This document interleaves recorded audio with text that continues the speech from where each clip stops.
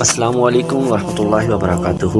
Islamic history and guidance میں آپ سب کو خوش آمدید کرتے ہیں۔ امید ہے اگر آپ ہمارے چینل پر نئے ہیں تو اس چینل کو سبسکرائب کیجئے، لائک کیجئے، شیئر کیجئے۔ آج ہم جس موضوع پر بات کریں گے وہ حضور اکرم صلی اللہ علیہ وآلہ وسلم کے وصال کے وقت کے حالات کو بیان کریں گے، جس کو سن کر آپ کا ایمان تازہ ہو جائے گا۔ تو بڑھتے ہیں اپنے ٹاپک کی جانب۔ وفات سے 3 روز قبل جبکہ حضور اکرم صلی اللہ علیہ وآلہ وسلم ام المؤمنین حضرت میمونہ رضی اللہ تعالیٰ عنہ کے گھر تشریف فرما تھے، ارشاد فرمایا کہ میری بیویوں کو جمع کرو۔ تمام ازواج مطہرات کو جمع کیا گیا تو حضور اکرم صلی اللہ علیہ وسلم نے دریافت فرمایا، کیا تم سب مجھے اجازت دیتی ہو کہ بیماری کے دن میں عائشہ رضی اللہ تعالیٰ عنہ کے ہاں گزار لوں؟ سب نے کہا کہ اے اللہ کے رسول، آپ کو اجازت ہے۔ پھر اٹھنا چاہا لیکن اٹھ نہ پائے تو حضرت علی ابن طالب اور حضرت فضل بن عباس رضی اللہ تعالیٰ عنہ نے نبی کریم صلی اللہ علیہ وآلہ وسلم کو سہارے سے اٹھا کر سیدہ میمونہ رضی اللہ تعالیٰ عنہ کے حجرے سے سیدہ عائشہ رضی اللہ تعالیٰ عنہ کے حجرے کی طرف لے جانے لگے۔ اس وقت صحابہ اکرام رضی اللہ تعالیٰ عنہ نے حضور اکرم صلی اللہ علیہ وسلم کو اس بیماری اور کمزوری کے حال میں پہلی بار دیکھا تو گھبرا کر ایک دوسرے سے پوچھنے لگے کہ رسول اللہ صلی اللہ علیہ وسلم کو کیا ہوا؟ چنانچہ صحابہ مسجد میں جمع ہونا شروع ہو گئے اور مسجد شریف میں ایک رش لگ گیا۔ نبی کریم صلی اللہ علیہ وسلم کا پسینہ شدت سے بہہ رہا تھا۔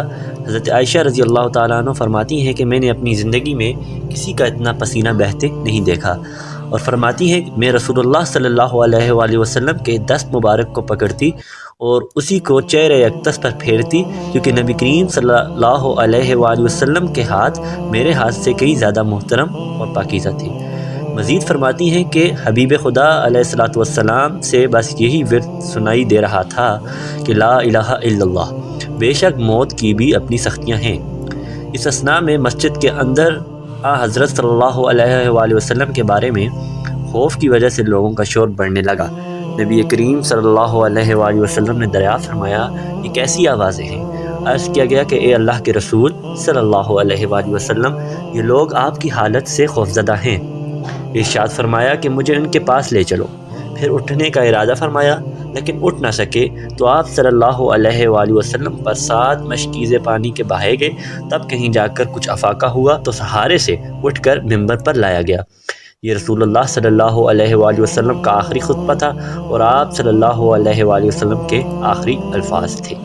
آپ صلی اللہ علیہ وآلہ وسلم نے ارشاد فرمایا، اے لوگو، شاید تمہیں میری موت کا خوف ہے۔ سب نے کہا، جی ہاں اے اللہ کے رسول۔ ارشاد فرمایا، اے لوگو، تم سے میری ملاقات کی جگہ دنیا نہیں، تم سے میری ملاقات کی جگہ حوض کوثر ہے۔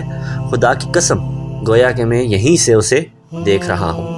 اے لوگو، مجھ پر تنگ دستی کا خوف نہیں، بلکہ مجھے تم پر دنیا کی فراوانی کا خوف ہے کہ تم اس کے معاملے میں ایک دوسرے سے مقابلے میں لگ جاؤ گے، جیسا کہ تم سے پہلی اور پچھلی امتوں والے لگ گئے تھے، اور یہ دنیا تمہیں بھی ہلاک کر دے گی جیسا کہ انہیں ہلاک کر دیا۔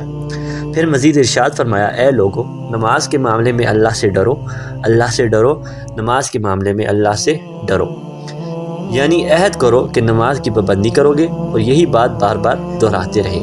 پھر فرمایا، اے لوگو، عورتوں کے معاملے میں اللہ سے ڈرو، عورتوں کے معاملے میں اللہ سے ڈرو، میں تمہیں عورتوں سے نیک سلوک کی وصیت کرتا ہوں۔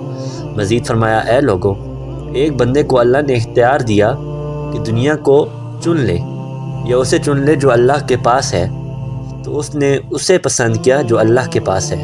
اس جملے سے حضور اکرم صلی اللہ علیہ وآلہ وسلم کا مقصد کوئی نہ سمجھا، حالانکہ ان کی اپنی ذات مراد تھی، جبکہ حضرت ابوبکر صدیق رضی اللہ تعالیٰ عنہ وہ تنہا شخص تھے جو اس جملے کو سمجھے اور زار و قطار رونے لگے اور بلند آواز سے یہ گریہ کرتے ہوئے اٹھ کھڑے ہوئے اور نبی کریم صلی اللہ علیہ وآلہ وسلم کی بات قطع کر کر پکارنے لگے، ہمارے باپ دادا آپ پر قربان، ہماری مائیں آپ پر قربان، ہمارے بچے آپ پر قربان، ہمارے مال و دولت آپ پر قربان۔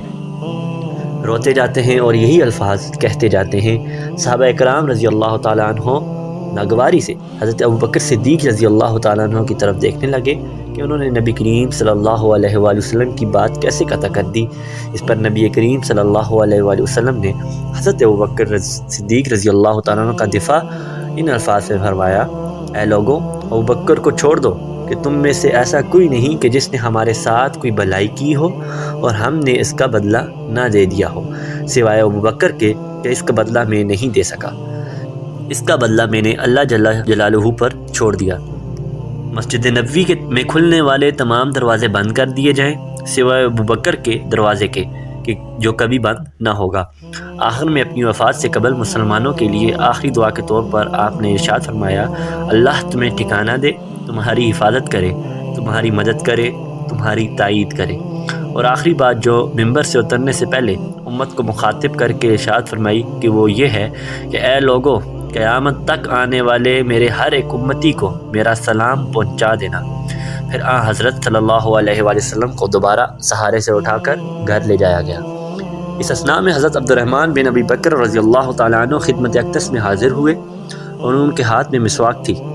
نبی کریم صلی اللہ علیہ وآلہ وسلم مسواک کو دیکھنے لگے لیکن شدت مرض کی وجہ سے طلب نہ کر پائے، چنانچہ سیدہ عائشہ رضی اللہ تعالیٰ عنہ حضور اکرم صلی اللہ علیہ وآلہ وسلم کے دیکھنے سے سمجھ گئیں اور انہوں نے حضرت عبد الرحمن رضی اللہ تعالیٰ عنہ سے مسواک لے کر نبی کریم صلی اللہ علیہ وآلہ وسلم کے دہن مبارک میں رکھ دی، لیکن حضور صلی اللہ علیہ وآلہ وسلم اسے استعمال نہ کر پائے تو سیدہ عائشہ رضی اللہ تعالیٰ عنہ نے حضور اکرم صلی اللہ علیہ وآلہ وسلم سے مسواک لے کر اپنے منہ سے نرم کی اور پھر حضور نبی کریم صلی اللہ علیہ وآلہ وسلم کو لوٹا دی تاکہ دہن مبارک اس سے تر رہے۔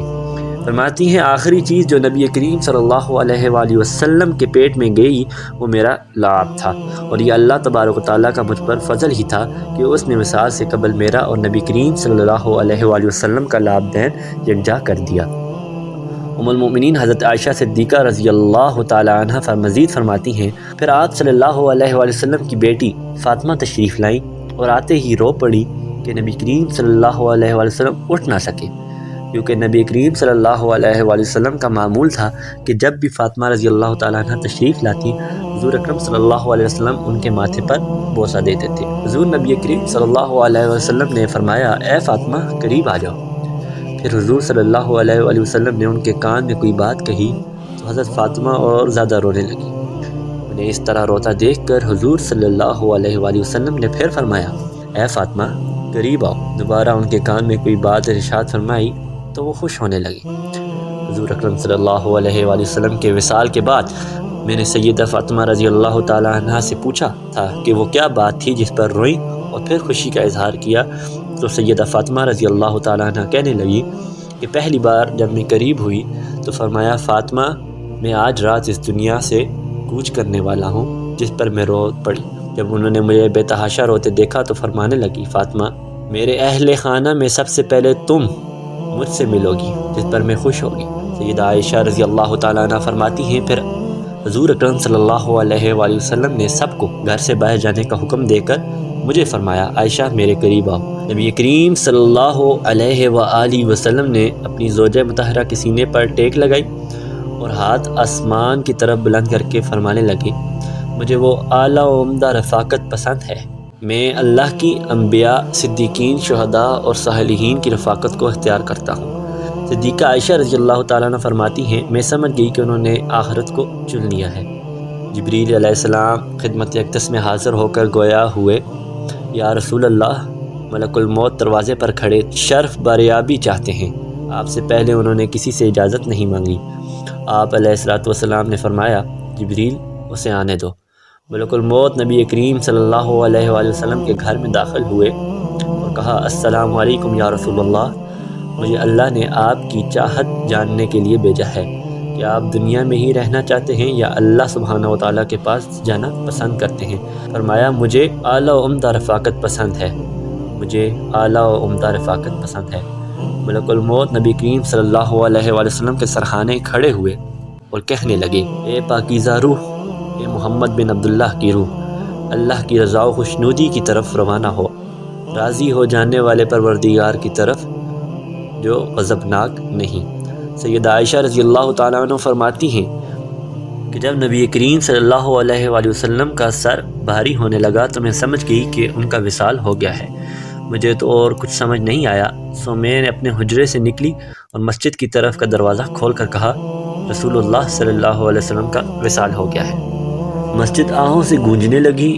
ادھر علی رضی اللہ تعالیٰ عنہ جہاں کھڑے تھے وہیں بیٹھ گئے، پھر ہلنے کی طاقت تک نہ رہی۔ ادھر عثمان بن عفان رضی اللہ تعالیٰ عنہ معصوم بچوں کی طرح ہاتھ ملنے لگے، اور سیدنا عمر رضی اللہ تعالیٰ عنہ تلوار بلند کر کے کہنے لگے، خبردار جو کسی نے کہا کہ رسول اللہ صلی اللہ علیہ وسلم وفات پا گئے ہیں، میں ایسے شخص کی گردن اڑا دوں گا۔